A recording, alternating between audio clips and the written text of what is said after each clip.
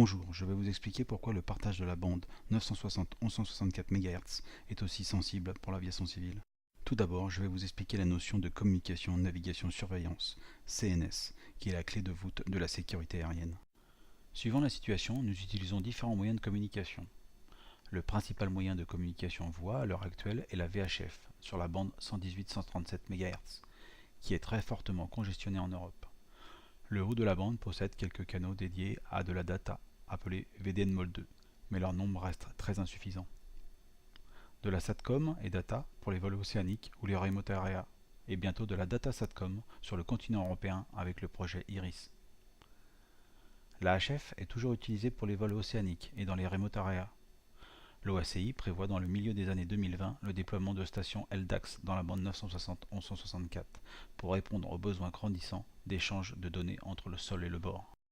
Le contrôle-commande des drones de catégorie certifiée et spécifique nécessitant un lien C2 Safety pourront opérer de façon pérenne dans la bande 5030-5091 en lien terrestre ou satellitaire.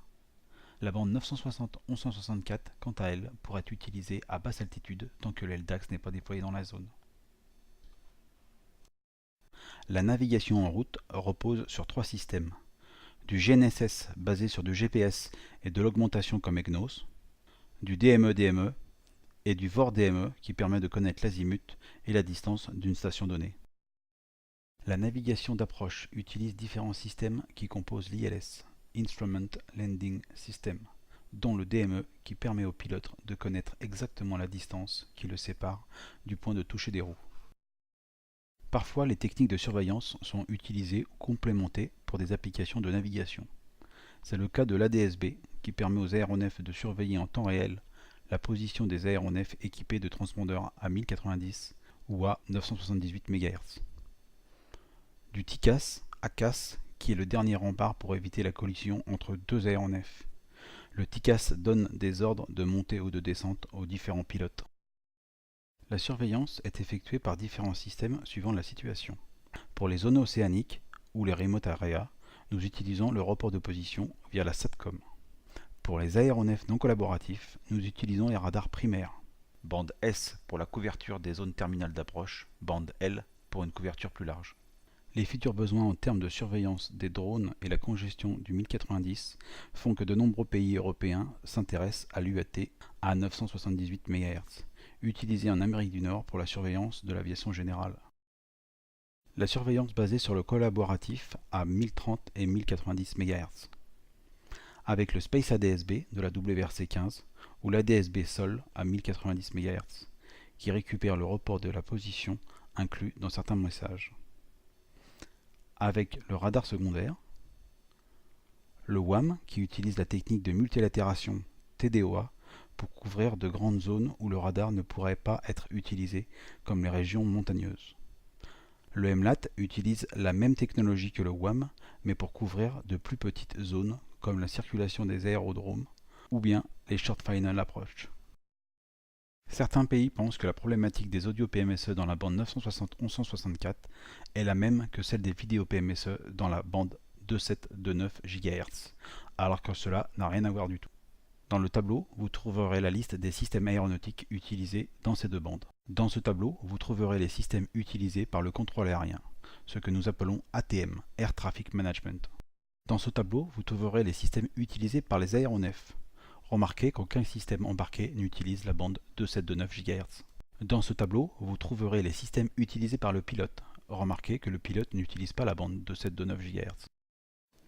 Dans ce tableau, vous trouverez les systèmes futurs utilisés par les pilotes.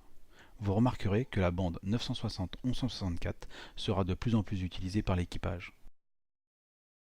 Étude statistique des crashs aériens.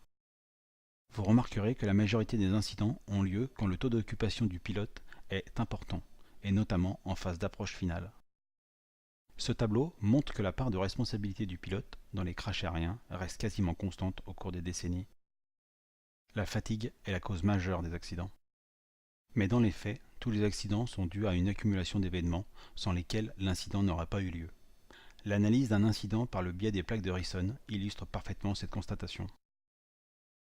Un événement extérieur peut avoir un impact sur la couche du pilote, comme par exemple une augmentation du stress, une déconcentration ou bien un allongement des prises de décision. Pour mémoire, aucune interférence dans la bande 2729 GHz n'aura d'impact sur la couche pilote, alors qu'il y aura un impact pour une interférence dans la bande 960-1164 MHz. Pareil pour les systèmes futurs. L'utilisation de la bande 960-1164. Voici les différents types d'aéronefs. Drone, aviation générale, aviation d'affaires, aviation commerciale. On retrouve les différents systèmes utilisant la bande. L'UAT est fortement envisagé pour l'aviation générale et la surveillance des drones dans les zones de trafic. Le WAM et le MLAT à 1030 Ground to Air et 1090 Air to Ground pour la surveillance des zones difficiles. L'ADSB à 1090 MHz et le Space ADSB pour les autres zones non couvertes par les radars secondaires. Les DME et TACAN pour faire de la navigation DME-DME. Je rappelle que du point de vue d'un aéronef civil, un TACAN est équivalent à un DME. Le radar secondaire interrogeant à 1030 MHz et attendant une réponse de l'aéronef à 1090 MHz. Le TICAS-ACAS qui est le dernier rempart pour éviter une collision. Que se passerait-il en cas d'interférence sur la bande 960-1164 ? Traitons d'abord le cas des fréquences 1030 et 1090 MHz. Ces deux fréquences sont la clé de voûte de la surveillance, et toute interférence aurait un impact direct et immédiat sur le pilote et le contrôle aérien. Ces deux fréquences sont considérées comme un sanctuaire par l'aviation civile. Que se passerait-il en cas d'interférence sur les DME ? Un avion interroge un DME channel 100Y à la fréquence 1124 MHz. Le DME lui répond sur 1061 MHz. Prenons un interféreur sur 1124 MHz. Même si l'interféreur est proche du DME, il pourra continuer à communiquer sans se rendre compte qu'il brouille. Par contre, le DME n'entendra pas les interrogations de l'aéronef, et donc ne lui répondra pas. Jusqu'à un certain point de brouillage, le DME ne se rendra même pas compte qu'il est brouillé. Le pilote pensera alors que le DME est hors service. Même chose pour un interféreur sur 1161 MHz proche d'un aéronef. Cet exemple met en lumière plusieurs problèmes. Les réponses du DME à 1061 MHz n'auront aucun effet sur l'interféreur transmettant à 1124. Les interrogations avions n'auront aucun effet sur un interféreur transmettant sur 1061 MHz. L'interféreur peut brouiller sans s'en rendre compte. Les DME peuvent devenir sourds aux interrogations des avions les plus éloignés sans s'en rendre compte.